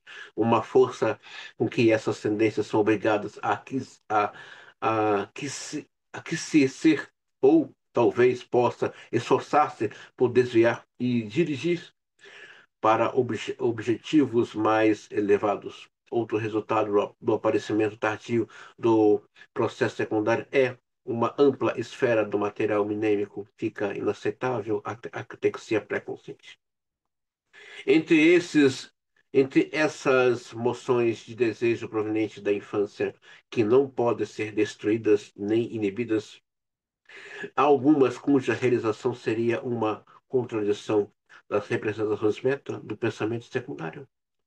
A realização desse desejo não mais geraria um afeto de prazer, mas sim de desprazer, e precisamente essa transformação do afeto que constitui a essência daquilo que chamamos recalcamento. O problema do recalcamento está na questão de que, como é devido que as forças impulsoras ocorrem essa transformação. Mas esse é um problema que não nos basta tocar de passagem aqui. É suficiente estabelecermos com clareza que tal transformação realmente ocorre no curso do desenvolvimento. Basta lembrarmos como o nojo surge na infância, depois de ter estado ausente a princípio, e que está relacionada com a atividade do sistema secundário. As lembranças com base nas quais o desejo inconsciente provoca a liberação do afeto nunca foram acessíveis ao pré-consciente. E, por conseguinte, a liberação do afeto vinculado a essas lembranças também não pode ser inibidas. E justamente por causa dessa geração de afeto que tais representações são agora inaceitáveis, até por intermédio dos pensamentos pré-conscientes, para os quais transfiram sua força de desejo. Pelo contrário, o princípio do desprazer assume o controle, faz com que o pré-consciente se afaste dos pensamentos de transferência. Eles ficam entregues a si próprios, recalcados, e assim que a presença de um reservatório de lembranças infantis subtraídas desde o princípio ao pré-consciente torna-se a cine do recalque. Ou seja, sabe aquele sentimento que você não sabe dar nomes? Sabe aquele nojo? Sabe aquela sensação ruim que você não sabe? Começou lá na infância. Tá aí recalcado. Mas está carregado de afeto. E volta, volta. Guarda essa palavra, recalque. Guarda aí, guarda e pesquisa no dicionário, num bom dicionário de psicanálise. Guarda essa palavra. Tudo que você sente, outros que você não consegue descrever, mas que te faz mal ou que te faz bem, são marcas da sua infância, que está aí com força vital, sob o controle do inconsciente. Não sei por quê, quando eu ouço essa música, me dá uma sensação boa. Não sei por quê, mas esse perfume, esse cheiro bom me arrebata. São marcas da infância, recalcadas e que estão aí aparecendo. E vou um pouco mais além. Muitas de nossas lembranças talvez não estejam na infância, mas sejam transgeracionais. Sejam transgeracionais.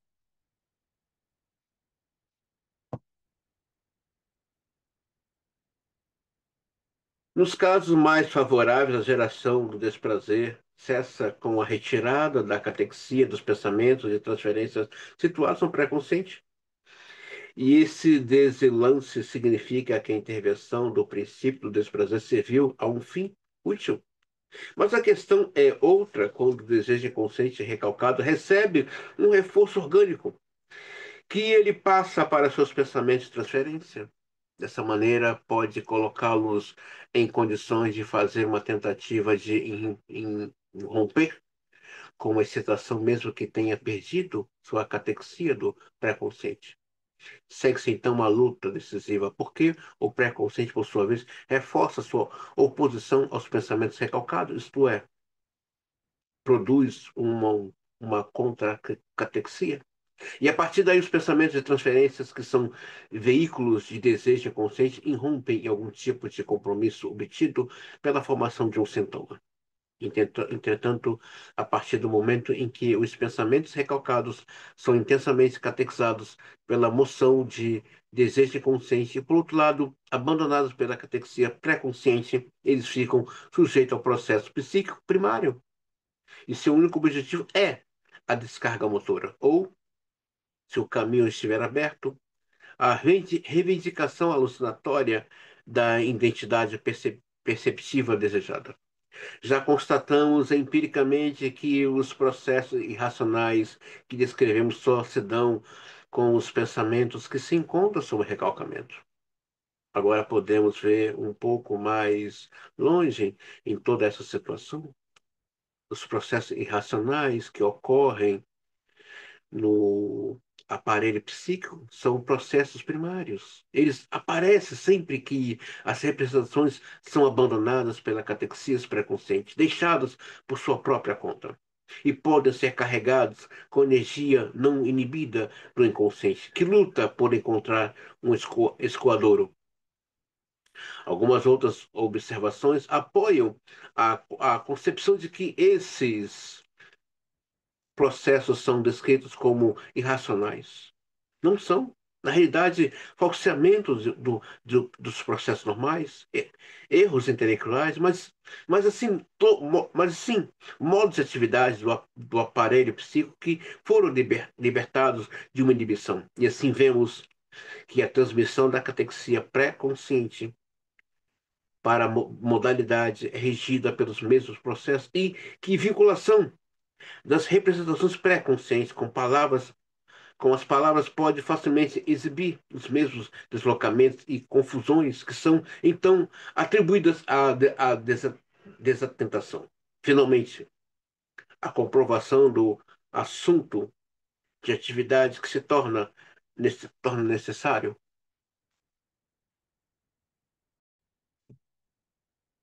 Finalmente, a comprovação do aumento da atividade que se torna necessário quando esses modos primários de funcionamento são inibidos.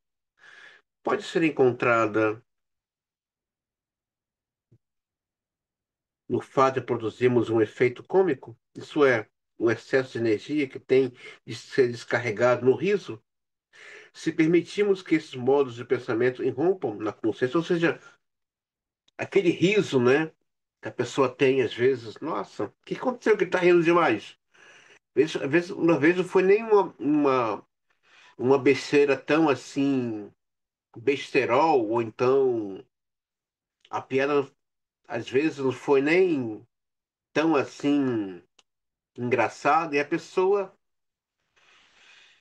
tem uma descarga de risada sem controle. Tá falando ali de uma alergia de desejos reprimida que agora encontrou um meio de descarga. A pessoa começa a rir, né? E ela, quando vem de novo aquela palavra que foi engraçada para ela, ela começa a rir de maneira compulsiva. E que as pessoas falam assim, nossa, o que aconteceu com essa pessoa que ela tá rindo tanto? Né? Às vezes ela nem está embriagada nem nada, mas está falando aqui um grau de energia reprimida, seja da infância, que agora está elaborada, está agora trabalhada, e que agora a pessoa falou uma coisa e ela dana a rir, né? De uma maneira, às vezes, que ninguém entende, que tanto ela está rindo. O que faz essa pessoa rir tanto, né? Por que que ela está rindo de maneira assim, é, é, né? E isso que o Freud está falando aqui são desejos, né? Reprimidos, são energias recalcadas e que agora ganhou uma força, ganhou agora um meio, né? De descarga, de poder sair, né? Então, é isso que o Freud está falando aqui. Ele está agora colocando para fora essa energia através de um riso, né? Aquele riso que, nossa, ele danou agora. E pronto, as pessoas até brincam, e baixou o santo aqui, ele tá rindo. Não, é uma energia acumulada, né? Que tá ali vindo para fora. E ela tá ali rindo, e ela vai rir, ela vai rir.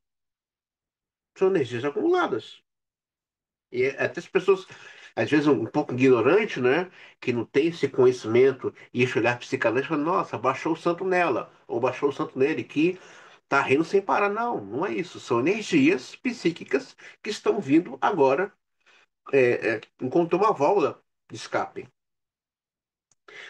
A teoria das psiconeuroses afirma como fato indiscutível, invariável, que somente as emoções e desejos sexuais procedentes da infância que sofreram recalcamento, isto é, uma transformação do afeto.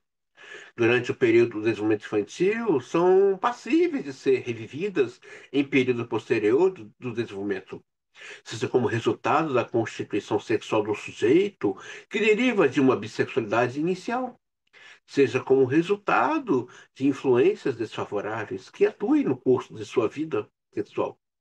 E, desse modo, estão aptas a suprir a força impulsora para a formação de toda sorte de sintomas psiconeuróticos. Apenas mediante a referência a essas forças sexuais é que podemos cobrir as brechas que ainda se evidenciam na teoria do recalcamento. Deixarei em aberto a questão de que esses fatores sexuais infantis, quem quiser entender um pouco mais de sexualidade infantil, leia o livro A História da Sexualidade. São 3 volumes, não sei se são 3 ou 6 volumes, não estou lembrado, de Foucault. Leia. Quem puder ler, adquira essa obra. Ele trabalha muito a questão da sexualidade infantil a partir de Freud, né? Quando chegamos na aula sobre os 3 ensaios da sexualidade, né? Que vai ser no volume 7, eu vou trabalhar com Foucault. Vou trabalhar com Foucault e vou trabalhar com aquela psicanalista Regina Navarro Lins, né? Eu consegui toda a obra completa dela sobre sexualidade, né? Desde a era pré-histórica até os dias atuais, os dias contemporâneos. Você entender a sexualidade da criança, vai entender esse adulto, vai entendê-lo, vai compreendê-lo, né? Vai compreendê-lo de maneira assim muito simples. Mas é preciso ler.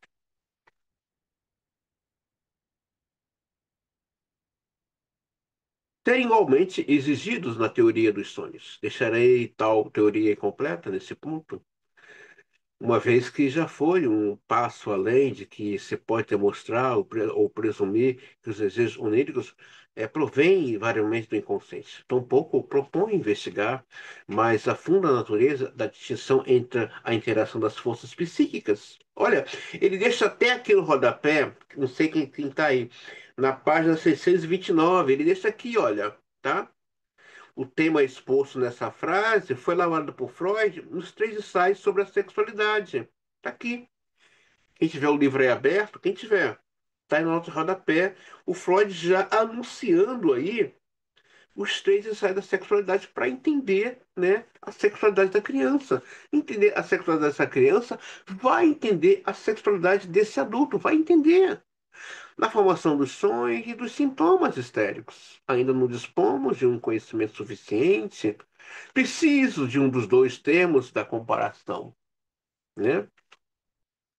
Há um outro ponto que dou importância e devo confessar que foi exclusivamente por causa dele que me embrenhei aqui em todas essas discussões dos dois sistemas psíquicos e dos seus modos de atividade e de recalcamento. Não se trata agora de saber se formei uma opinião aproximadamente correta dos fatores psicológicos em que estamos interessados, ou se, como é bem possível em assuntos tão difíceis, o quadro que forneço deles é distorcido e incompleto. Por mais que se possam fazer alterações em nossa interpretação da censura psíquica e das elaborações racionais e anormais do conteúdo do sonho. Continua a ser verdade que tais processos atuam na formação dos sonhos e mostram a mais estreita analogia em seus elementos essenciais com os processos observáveis na formação dos sintomas histéricos. Não podemos confundir sintomas histéricos, por favor, por favor. Isso aqui é muito sério, vou falar agora. Não podemos confundir sintomas histéricos com a estrutura histérica. Eu posso ter um sintoma histérico. Aliás, eu tenho sintomas histéricos. Por exemplo, a minha sinusite é um sintoma histérico. Às vezes, aquela ânsia de vômito que a pessoa às vezes se pega, né? E tendo ânsia de vômito, não sabe por que está tendo aquela ânsia de vômito, é um sintoma histérico. É um sintoma histérico. É preciso estar atento, né? E não falar besteira, como eu tenho visto pessoas falando besteira por aí, sobre os sintomas histéricos. Ah, fulano tem sintoma histérico, então é histérico. Opa, sintoma histérico é uma coisa, estrutura histérica é outra. Movimento histérico é uma coisa, estrutura histérica é outra, não é? Um traço histérico é uma coisa, estrutura histérica é outra.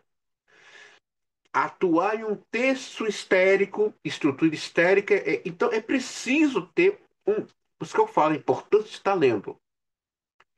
Gente, vocês estão me ouvindo bem? Por favor, estão me ouvindo bem? Estamos sim, André. Tá?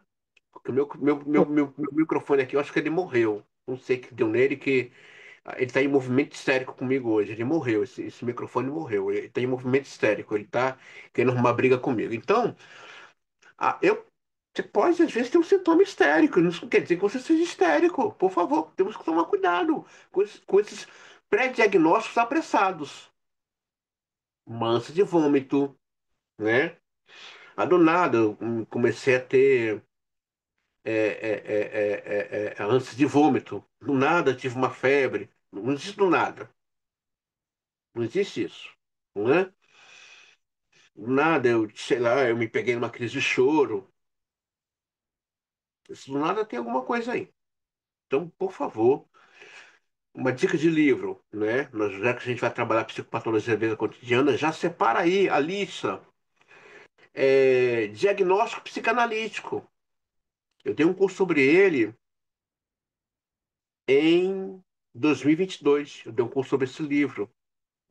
Já separa aí para aula sobre psicopatologia, mas se vocês vão receber a ementa, tá, gente? Vão receber a ementa direitinho dessa aula, tá? Acredito que amanhã eu vou pedir a vocês de novo um e-mail, que esse celular tá uma maravilha.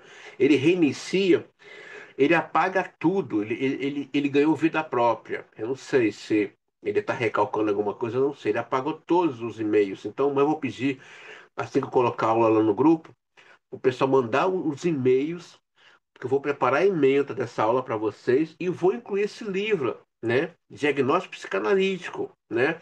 E outros livros clássicos de psiquiatria ligados à psicanálise. Então, volto a falar para vocês, temos que tomar cuidado. O analista não tem pressa em dar diagnóstico, não tem pressa. E outra coisa, na psicanálise é o paciente que assume a sua estrutura. Não, perceba que eu sou histérico, perceba que eu sou narcisista, perceba que eu sou depressivo. É o próprio paciente, não é o analista que vai ali, não, é o próprio paciente. O sonho, porém, não é um fenômeno patológico. Não pressupõe nenhuma perturbação do equilíbrio psíquico e não deixa como sequela nenhuma perda da eficiência. Talvez se faça a sugestão de que nenhuma conclusão sobre os sonhos das pessoas normais pode ser extraída de meus sonhos e dos meus pacientes. Mas essa, penso eu, é uma objeção que se pode desprezar em segurança. Portanto, se podemos inferir dos fenômenos de suas forças impulsoras, temos de reconhecer que o mecanismo psíquico empregado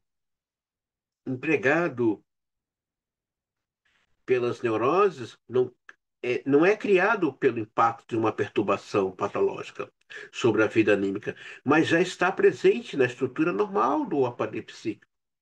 no aparelho anímico. Os dois sistemas psíquicos, a censura na passagem entre um e o outro, a inibição e a superposição de uma atividade pela outra, as relações de ambas com uma consciência, ou quaisquer que sejam as interpretações mais corretas dos fatos observados a tomar seu lugar. Tudo isso faz parte da estrutura normal do nosso instrumento anímico e os sonhos nos mostram um dos caminhos que levam à compreensão de sua estrutura. Se nos restringirmos ao mínimo os novos conhecimentos já estabelecidos, com certeza, ainda assim poderemos dizer sobre os sonhos. Eles provaram que o suprimido continua a existir tanto nas pessoas normais quanto nas anormais e permanece capaz de funcionamento. Ou seja, tudo que está recalcado está vivo. Isso é fantástico.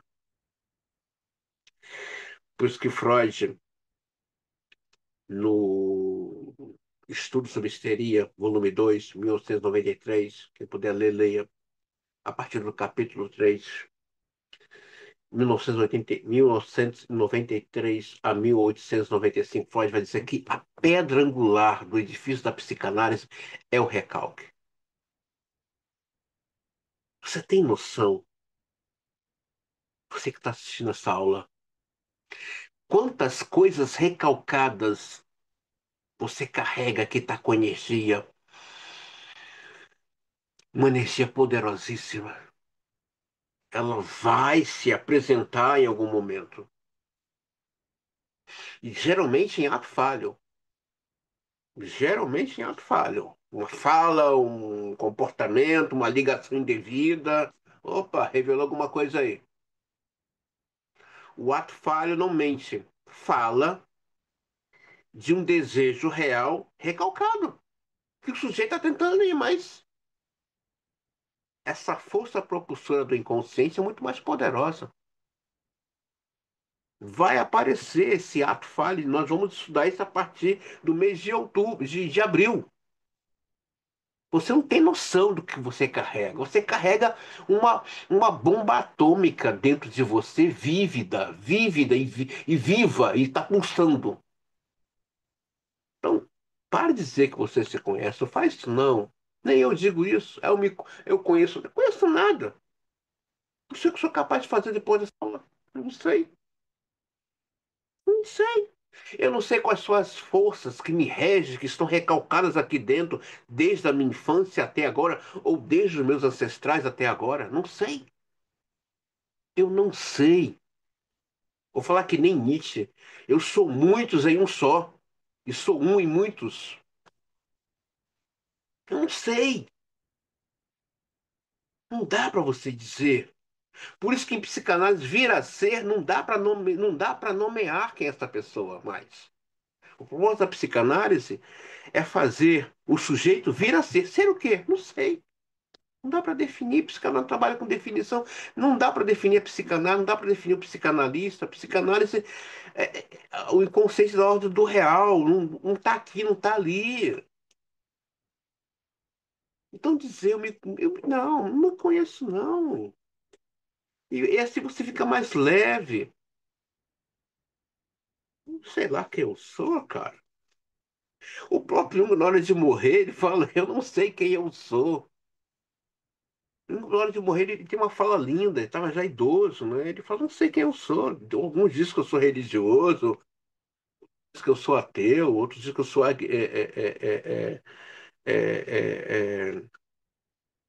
místico. Eu nem sei quem eu sou. Quando você entende isso, a vida fica mais leve, fica mais gostosa. Os propósitos, os próprios sonhos figuram entre as manifestações desse material suprimido. Segundo a teoria, segundo a teoria, isso acontece em todos os casos e pode ser empiricamente observado pelo menos num grande número deles, principalmente nos casos que exibem com mais clareza as notáveis peculiaridades da vida onírica. Na vida de vigília, o material suprimido da psique é impedido de se expressar e é isolado a percepção interna, graças ao fato de se eliminarem as contradições nele presentes. Um dos lados é abandonado em favor do outro durante a noite, porém, sob influência ou impulso à formação de compromisso, esse material suprimido encontra meios e modos de irromper na consciência. A interpretação dos sonhos é a via real para o conhecimento das atividades da vida anímica. Pela análise dos sonhos, podemos dar um passo à frente em nosso entendimento da composição desse que é o maravilhoso e mais misterioso de todos os instrumentos. Apenas um pequeno passo, sem dúvida, mas já é um começo. Esse começo nos permitirá levar sua análise mais adiante com base em outras estruturas, que devem ser chamadas de patológicas e que as enfermidades, ao menos que são corretamente denominadas como funcionais, não pressupõem a desintegração do aparelho ou a produção de novas divisões do seu interior. Elas devem ser explicadas em termos dinâmicos, pelo fortalecimento e enfraquecimento dos diversos componentes da interação de forças, da qual tantos efeitos ficam ocultos, enquanto as funções permanecem normais. Espero poder mostrar em outro texto como a composição do aparelho a partir de suas instâncias faz com que também a função normal possa se dar com maior refinamento do que seria possível com apenas uma delas. Gente, é muito gostoso estudar psicanálise. É maravilhoso. Só é um mistério. É a palavra que eu trago para vocês aqui. É um mistério. Esse mês de março completa 21 anos que eu estou nessa estrada. Foi a melhor coisa que me aconteceu. Eu digo para vocês, digo para todo mundo que atravessa a minha vida. A psicanálise deu para o André coisa que meus pais e a religião não me deu, o André. E a cada tempo que passa, descobrir o André tem sido maravilhoso. E levar e fazer essa transmissão que não é fácil para vocês, para mim, não tem preço. Eu espero que essa pequena videoaula, né, que já demos aqui um pequeno passo, mas é um passo, possa ajudá-los aí no percurso analítico, na formação de vocês. Tá bom? Então, desde já, obrigado.